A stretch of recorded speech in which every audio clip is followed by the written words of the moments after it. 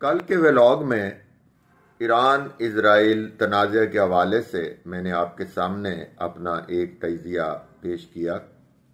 हमेशा कोशिश ये होती है कि तजिए की बुनियाद इस्तनाद, लॉजिक और रैशनैलिटी पर होनी चाहिए ताकि असल हक़ैक़ को इन डेप्थ जाकर देखा जाए और फिर वो पेश किए जाए। बदकिस्मती ये है कि social media, particularly Pakistani social media और इंडियन सोशल मीडिया में हिजान अंगेज़ी, जज्बातियत और गैर मुस्तनद गुफ्तगू की इतनी भरमार है कि मेरे जैसे तारीख़ के तालिब इल्म की बात का ग्राफ उस लेवल तक नहीं पहुंच पाता जहां हम अक्ल और लॉजिक, रेशनैलिटी के साथ बात करने को या सुनने को तरजीह दें।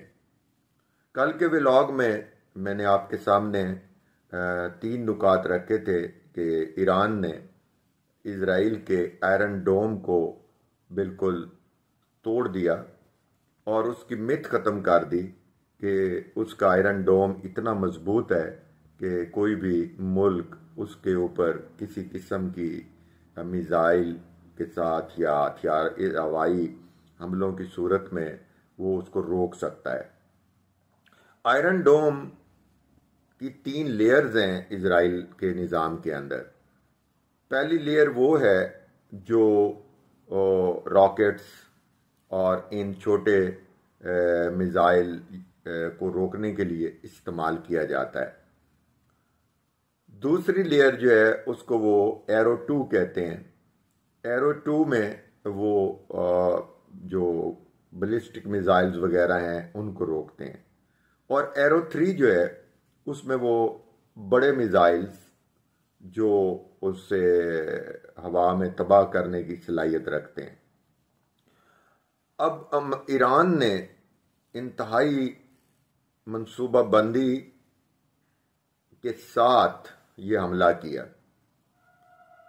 ईरान ने इजराइल को हिजबुल्लाह के रॉकेट्स चलवाकर, उसके बाद गोलान हाइट्स की तरफ से रॉकेट्स का हमला किया गया पहले, फिर ईरान की तरफ से ड्रोन्स को लॉन्च किया गया। इनकी वजह से आयरन डोम की जो फर्स्ट टायर थी वो इंगेज हो गई। फिर उसके बाद ईरान ने दूसरा हमला क्रूज मिसाइलों के साथ किया जो बकौल बैनुल अक़वामी मीडिया चैनल्स और सोशल मीडिया के मुताबिक वो कोई पुराने मिसाइल्स थे। उसके ज़रिए उन्होंने आयरन डोम को जब इंगेज कर लिया तो फिर ईरानी मीडिया ने ये खबर दी है कि उन्होंने हाइपरसोनिक मिसाइल्स, जिनकी रफ्तार आवाज़ की रफ्तार से भी तेज़ होती है, वो हिट किए। और वो हिट किए नवातम एयरबेस पर और रामोन एयरबेस के ऊपर। ये नवातम एयरबेस वो बेस है जहाँ से F-35 जेट स्टेल्थ टेक्नोलॉजी के हामिल तैयारे फ्लाई किए और उन्होंने दमिश्क के अंदर ईरान की कौंसलेट को तबाह किया, जिसमें ईरान के 7 टॉप ब्रेस जनरल जैदी और उनके साथ जनरल जाहिदी और उनके साथियों को शहीद किया गया। ईरान ने एग्जैक्टली उसके ऊपर हमला किया और बड़ा प्रिसीशन के साथ किया। अब जहां इजराइल अपने इत्तेहादियों यूके, अमेरिका, जॉर्डन और इनके जरिए ड्रोन्स और मिसाइल्स को रोककर हमले को नाकाम बना रहा था, उसके इस प्रोसेस के दौरान ईरान के हाइपरसोनिक मिसाइल्स का इस एयरबेस को हिट करना दर हकीकत ईरान की बहुत बड़ी कामयाबी है। इस कामयाबी के 2 पहलू हैं। एक तो ये कि ईरान ने इजराइल को ये पैगाम दे दिया कि ये जो आपकी मिथ है कि आप इनविंसिबल हैं, कोई आपकी स्पेस में नहीं आ सकता, तो ये मिथ तोड़ दी गई।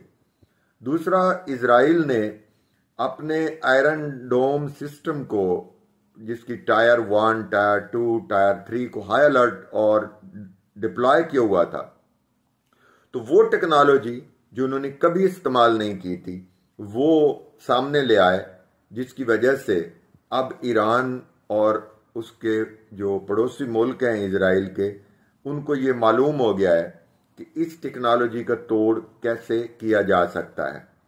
तो ईरान की जो IRGC है, उन्होंने इंतहाई महारत के साथ, इंतहाई जिसे कहते हैं बेहतरीन प्लानिंग के साथ पहले इंगेज किया इजराइल को और फिर उस पर हमला किया। अब आगे चलते हैं, क्या इजराइल वापस रिटेलिएट करेगा? इजराइल की वार कबीना ने नेतन्याहू और उसके वजीर खारजा और वजीर दिफा को ये इख्तियार दे दिया है कि वो 48 घंटे के अंदर चाहें तो वो किसी भी किस्म का हमला, उसकी शिद्दत, उसका मकाम, उसके वक्त का तयन कर सकते हैं। लेकिन अहम बात यह है कि उसके जवाब में ईरान के चीफ ऑफ जनरल स्टाफ ने यह वाज़ेह तौर पर बता दिया है कि अगर अब हमला किया गया तो उसका जवाब इंतहाई शिद्दत के साथ दिया जाएगा और वो इससे और ज़्यादा सख्त होगा। तो ये टेंशन रुकेगी तो नहीं, ये टेंशन चलती रहेगी। लेकिन इस टेंशन में ईरान ने जो कामयाबी हासिल की है वो ये है कि ईरान ने मिथ तोड़ दी। ईरान ने 30 सालों में पहली दफ़ा इजराइल के ऊपर भरपूर हमला किया और उस हमले का जो बुनियादी मकसद था वो अपना दिफाई हमला था, क्योंकि ईरान ने जनरल सुलेमानी की शहादत को बर्दाश्त किया। ईरान ने दमिश्क में अपने 7 जनरल्स को शहीद होते देखा और ये बहुत बड़ी इंटरनेशनल वायलेशन थी, जिसके बारे में ईरान ने ये कहा है कि ये जनाब रेड लाइन थी हमारी डिप्लोमेटिक, जो हमारा मिशन था उसको तबाह करना। तो इजराइल ने जाहरियत की और जाहरियत का जवाब मसूल किया। अब इजराइल रिटेलिएट करेगा या नहीं करेगा? इजराइल को रिटेलिएट करने से पहले ये देखना होगा कि क्या उसके इत्तेहादी उसके साथ खड़े हैं। अमेरिका ने वाज़ेह तौर पर कह दिया है कि अगर अब ईरान के ऊपर हमला किया गया तो हम उसके साथ नहीं होंगे, क्योंकि ईरान ने ये कहा है कि हमारी तरफ से बदला ले लिया गया है, हम कशीदगी को नहीं बढ़ाना चाहते। और दूसरी तरफ ऑस्ट्रेलिया के वजीर आज़म ने ऐलान किया है कि हम फ़लस्तीन की रियासत को एक आज़ाद रियासत के तौर पर तस्लीम करने के लिए तैयार हैं। तीसरी अहम बात यह है कि मगरिब के अंदर, यूरोपियन यूनियन में, अमेरिका में, UK में और दुनिया के बड़े ममालिक, लैटिन अमेरिका वगैरह में, इवन उर्दन में, जो कल इजराइल के दिफा में ईरानी ड्रोन्स को गिरा रहा था, वहाँ पर अवामी प्रेशर इतना ज़्यादा है कि इजराइल अब अपनी पहले वाली हिमायत खो चुका है, यूरोप के अंदर भी और दुनिया के बड़े बड़े मुल्कों के अंदर भी।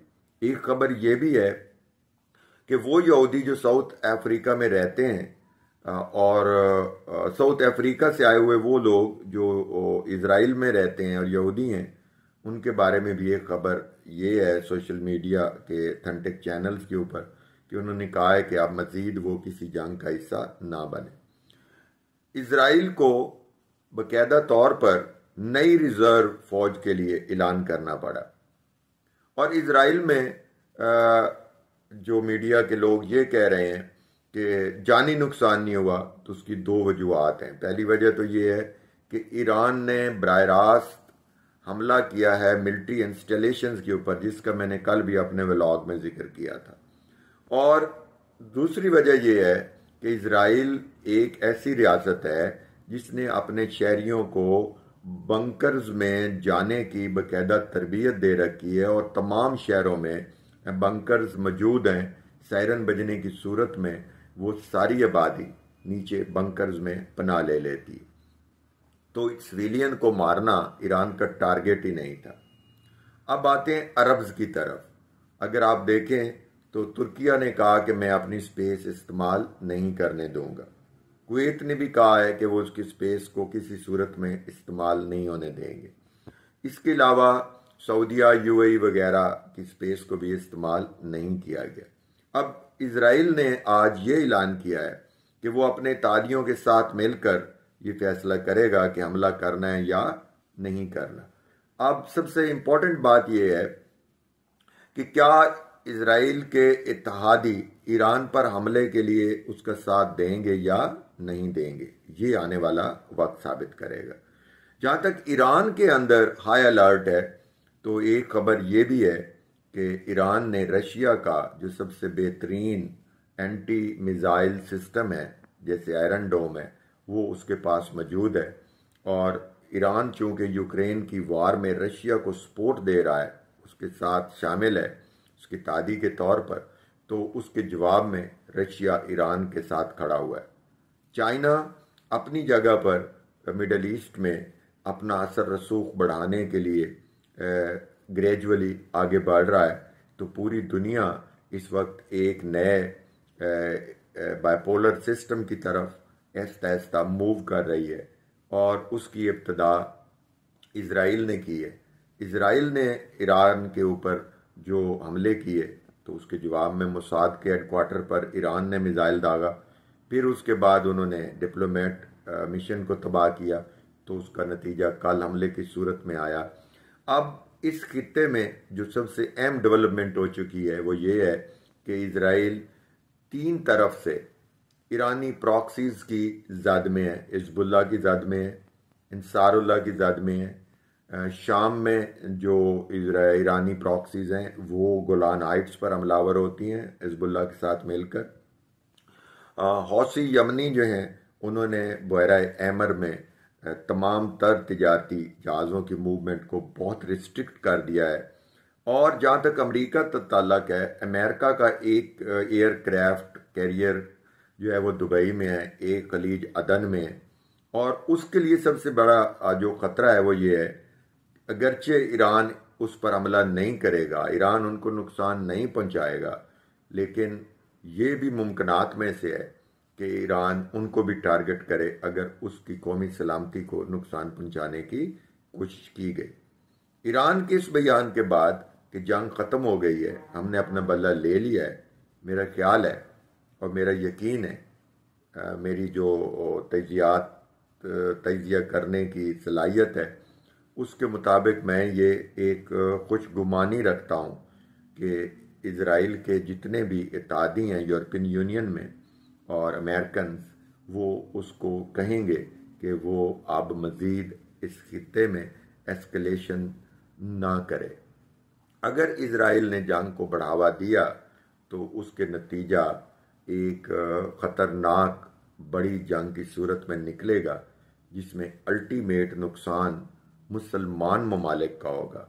अरब अगर ये समझ रहे हैं कि ईरान को मार पड़ेगी, तो वो जंग सिर्फ ईरान तक महदूद नहीं रहेगी, क्योंकि ईरान ने अपनी मिसाइल टेक्नोलॉजी के ज़रिए ये बावर करा दिया है कि वो किसी भी अरब मुल्क के अंदर तक अपने हमला करने की सलाहियत रखता है अगर उन्होंने इज़राइल का मज़ीद साथ देने की कोशिश की। इसके अलावा ईरान की जो प्रॉक्सीज हैं वो इराक में, सीरिया में और लेबनान वगैरह जहाँ भी कहीं अमेरिकन इंस्टॉलेशंस हैं वो भी उनकी जद पर हैं। इसलिए अमेरिका की कोशिश ये है कि उसकी इंस्टॉलेशंस को नुकसान ना पहुँचे।